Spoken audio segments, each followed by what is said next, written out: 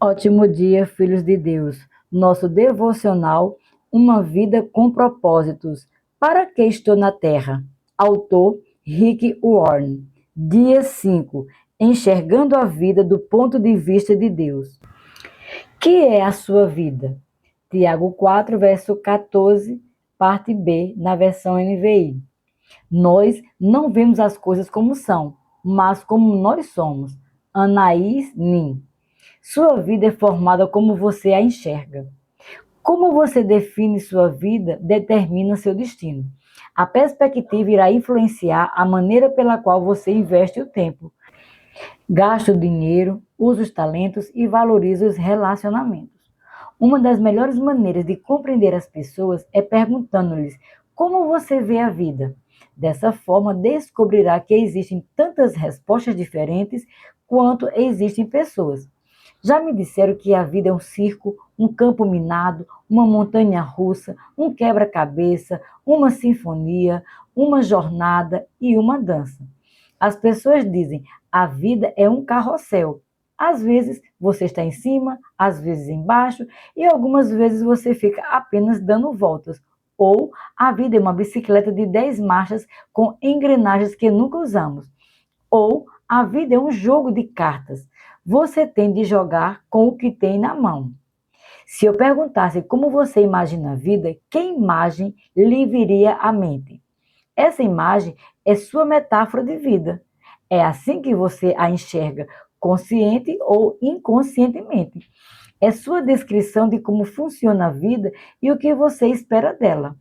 As pessoas frequentemente expressam suas metáforas da vida por meio de roupas, joias, carros, penteados, adesivos e até mesmo tatuagens.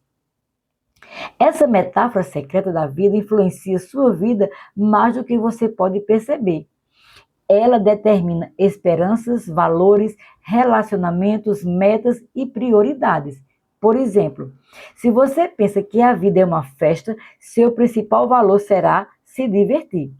Se você vê a vida como uma corrida, certamente valorizará a velocidade e provavelmente viverá apressado a maior parte do tempo. Se você vê a vida como uma maratona, valorizará a resistência. Se você vê a vida como uma batalha ou um jogo, vencer será muito importante para você. Qual sua visão da vida? Você pode estar fundamentado a vida numa metáfora defeituosa. Para cumprir os propósitos para os quais Deus o criou, será necessário desafiar a sabedoria popular e substituí-la por metáforas bíblicas da vida. A Bíblia diz: não vivam como vivem as pessoas deste mundo, mas deixem que Deus os transforme por meio de uma completa mudança da mente de vocês. Assim, vocês conhecerão a vontade de Deus. Romanos, capítulo 12, verso 12, na versão Nova Tradução na língua de hoje, na linguagem de hoje. A Bíblia oferece 3 metáforas que nos ensinam a visão que Deus tem da vida. A vida é um teste, é uma incumbência de confiança e é uma atribuição temporária. Essas ideias são os fundamentos da vida dirigida por propósitos. Estudaremos os 2 primeiros neste capítulo e o terceiro no próximo. A vida na Terra é um teste. Essa metáfora da vida é vista nas histórias relatadas em toda a Bíblia. Deus continuamente prova as pessoas quanto ao caráter, à fé, à obediência, ao amor, à honestidade e à lealdade. Palavras como provações, tentações, refinar e testar ocorrem mais de 200 vezes nas Escrituras. Deus provou Abraão ao lhe pedir que oferecesse o filho Isaque. Deus provou Jacó quando este precisou trabalhar 7 anos extras para obter Raquel como esposa. Adão e Eva foram reprovados no teste do Jardim do Éden, e Davi falhou diversas vezes ao ser submetido à prova por Deus. Mas a Bíblia também nos dá muitos exemplos de pessoas que foram aprovadas em importantes provas como José, Ruth, Esther e Daniel. Os testes tanto desenvolvem quanto manifestam o caráter da pessoa, e toda a vida é um teste. Você está sempre sendo testado. Deus constantemente observa sua reação às pessoas, aos problemas, ao sucesso, aos conflitos, às enfermidades, às decepções e até mesmo ao clima. Ele até observa a mais simples ação, como quando você abre uma porta para alguém, pega o lixo que foi jogado no chão, ou quando é educado com um balconista ou uma garçonete. Não conhecemos todos os testes que Deus irá aplicar, mas podemos prever alguns deles baseados na Bíblia. Você será testado por grandes mudanças, promessas adiadas, problemas insolúveis, orações não respondidas, críticas injustas e até mesmo tragédias sem sentido. Em minha vida, percebo que Deus testa minha fé por meio de problemas, minha esperança pelo modo de eu lidar com o que está em minhas mãos, meu amor por meio das pessoas. Um teste muito importante diz respeito à sua atitude quando você não consegue sentir a presença de Deus. Às vezes, Deus se retira intencionalmente e não sentimos mais sua proximidade. Um rei chamado Ezequias passou por esse teste. A Bíblia diz: Deus desamparou Ezequias para prová-lo e para saber o que realmente havia em seu coração. 2 Crônicas, capítulo 32, verso 31, parte B, na versão NLT. Ezequias desfrutava íntima comunhão com Deus, mas no momento crucial de sua vida, o Senhor o deixou só, a fim de testar seu caráter, revelar uma fraqueza e prepará-lo para uma responsabilidade maior.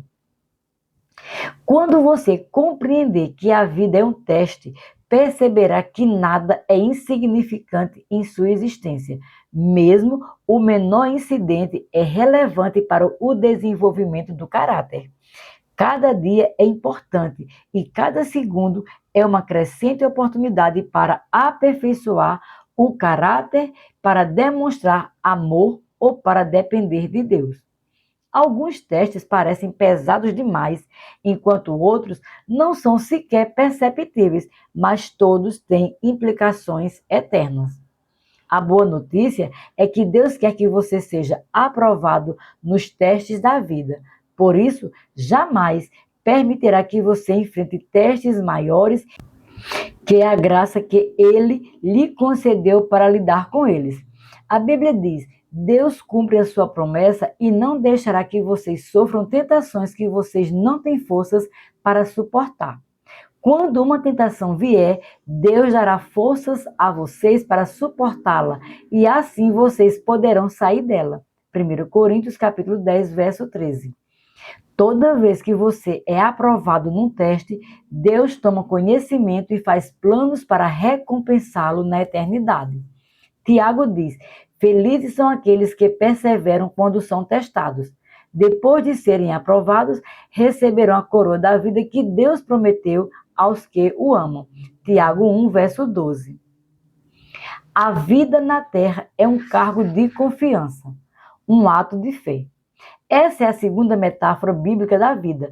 Nosso tempo neste mundo, bem como a energia, a inteligência, as oportunidades, os relacionamentos e os recursos são dádivas que Deus nos confiou para cuidarmos e administrarmos. Somos administradores de tudo quanto Deus nos dá. Esse conceito começa com o reconhecimento de que Deus é o dono de tudo e de todos. A Bíblia diz: ao Senhor Deus pertence o mundo e tudo que nele existe. A terra e todos os seres vivos que nelas vivem são dele. Salmos 24, verso 1. De fato, jamais possuímos realmente coisa alguma durante o nosso breve período de vida. Deus apenas nos empresta a terra enquanto estamos aqui. Ela já era propriedade de Deus antes que você chegasse, e Ele irá emprestá-la a outra pessoa depois que você morrer. Tudo que você pode fazer é desfrutá-la algum tempo. Quando Deus criou Adão e Eva, confiou a eles o cuidado de sua criação e nomeou-os administradores de sua propriedade. A Bíblia diz: Deus os abençoou, dizendo: tenham muitos e muitos filhos, espalhem-se por toda a terra e a dominem e tenham poder sobre os peixes do mar, sobre as aves que voam no ar e sobre os animais que se arrastam pelo chão. Gênesis 1, 28. A primeira tarefa que Deus deu aos humanos foi administrar e cuidar das coisas dele. Dessa função, o homem jamais foi exonerado. E é a parte de nosso propósito atualmente. Tudo o que desfrutamos deve ser tratado como uma responsabilidade que Deus nos pôs nas mãos. A Bíblia diz: vocês têm alguma coisa que não tenha sido dada por Deus? E se tudo o que vocês têm vem de Deus, por que vocês se vangloriam como se tivessem realizado alguma coisa por si próprios? 1 Coríntios capítulo 4, verso 7, parte B.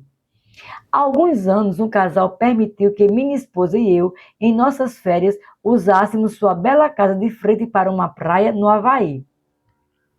Era um conforto com o qual não podíamos arcar e aproveitamos muitíssimo. Eles nos disseram: usem-na como se pertencessem a vocês.